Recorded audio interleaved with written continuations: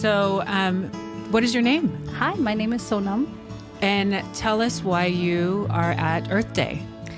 Actually, I live in San Jose. I'm visiting Santa Barbara because I'm spending a week at Apples to Zucchini Cooking School. Nice. I've been in America for 13 years. I grew up in India, and we are a month away from moving back to India. Oh, wow. I just left my job at Google, and I want to start a cooking school in India. And so that's why I'm at Chills. Apples I to love Zucchini. that. They're helping me learn the ways and Wow. try to do what they're doing back home in India. Wow. And how is it, what do you think about the climate in India? Is there a big climate change that you've been hearing about? Because I know you haven't been living there for 13 years. Yeah, but we go visit, and there All the certainly time? is. Yeah, there's a lot more temperature fluctuations and unpredicted floods and rains, and it's very real. Even the global warming, obviously, the temperatures every summer are going up, and every year it's like, oh, this is the hottest year ever. Mm-hmm. But then the next year is the hottest year ever again. And how's that impacting like just the people? Because I know that India has so many people. Yeah. Yeah. And is the water alone must not, how is that impact? Yeah, I think, I think people aren't quite at the place, at least not the majority, at the place of understanding what's happening. I don't think there is an understanding of this is man-made. Mm-hmm. It's a lot of, this is Mother Nature and Earth doing its thing, which isn't the case. And so there's still, unfortunately, a lot of going about your day and moving about, okay, so it's hottest and then now we'll get an air conditioner. And, right. They just put the Band-Aids on Exactly. the problem. And so is it something that's like, I know people here in the United States don't believe in, the whole environment, climate change. Yeah. Is that the way it is in India predominantly? I mean, I know you can't speak for everyone. Sure, yeah. But my hypothesis is that it's more of an education gap than I've been told about this and I don't believe it. It's just that people haven't been educated about the fact that this is man-made and we can do things to reverse this. Has there been any kind of mass education or mass? Yeah, not mass education, but I think people in the cities, people that are a little bit more, I guess, economically a little bit better off are aware of it, and they're taking action, and there's beach cleanups, and there's so the only thing that's happened at the mass level, I think, is the government has put a ban on single-use plastic bags, which is great. I mean, that's a little bit of progress. Yeah. That's huge. It's actually huge. Yeah. And they've made it harder economically for stalls and sellers to use it. So there's an actual incentive for them to not use it. So do you feel like, what do you feel like has to change to get that mass education? I mean, that's like a big one, right? Yeah. Some things that are giving me hope is that schools are talking about it with kids. That's so great. I'm thinking the next generation is going to grow up knowing what to do and how to go about living their lives and how to help reduce the temperatures on this planet.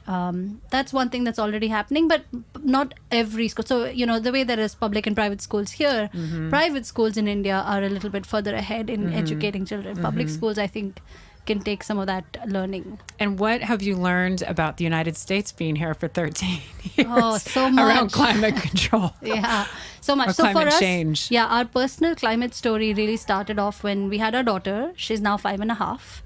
And so that was our moment of wanting to make sure we're leaving the planet in a place where she can grow up to see her grandchildren and great-grandchildren thriving.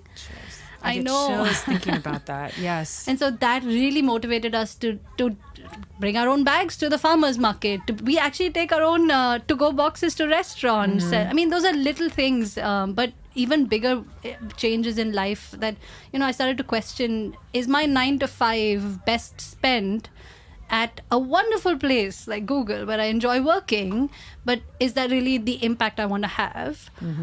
Or should I do something where I'm teaching kids about foods that are good for their bodies and good for their planet? And then my husband is on his way transitioning from the tech world to something in the climate space. He's interested in regenerative farming. Wow. So he's just did he just has he been looking into that for a while, or on the side he has? So he just did a course here in Hollister, California, where they had a 4-week course. A lot of it is online, teaching people interested in the topic of regenerative farming about what are the practices, why is it good, and then a whole week at different farms, staying at the farm and visiting the farmers and talking to them about their story. And so he learned about how the American subsidies are not really favoring the practice of regenerative farming. And so the farmers really have to fight against that upstream, and then after a few years they get the benefits of, well, now they have a multitude of crops. They're not just,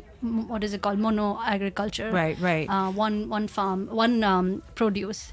And so he's learning that, and he's hoping to take those learnings to India and see what the regulations there are, what the soil is like, what the climate is like, and how much are people even practicing regenerative farming there. So will you just, what is regenerative farming? Yeah, so regenerative farming is a set of practices. So if you think about a Venn diagram, organic farming, which we all know about, is great, and it doesn't use fertilizers and pesticides. Regenerative farming is all of that.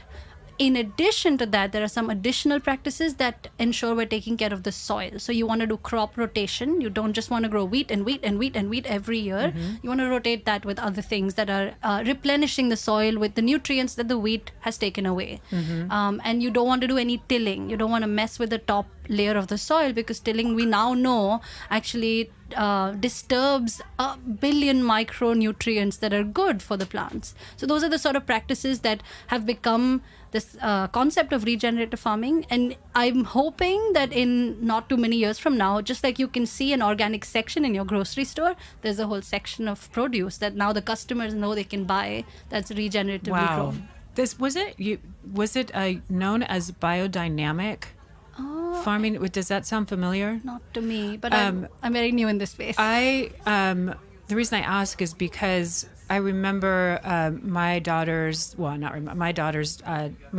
former husband has an avocado orchard. Yeah. And they started doing that kind of testing the soil. It was like right when everybody was going organic, which is a very loosey-goosey term, as we now know. Yeah. So this sounds like with the testing of the soil and really trying to find a way to heal before you replant and tear it up. I mean, that's huge. It is, yeah. And it's so surprising that this is not, I mean, I know it's gaining momentum, but that this is not just the practice. Front and center, right? It really should be. And where is the main agricultural area in India, by the way? It's all over. Okay. Thankfully, we're a very flourishing green country. If you know, fun fact, there are 3 colors in the Indian flag, and the green color represents the fact that we have a good agriculture. I love that. I never knew that. Across the country. I mean, there are certain parts that it gets too hot or too cold and it snows and stuff, but a lot of the country has farming.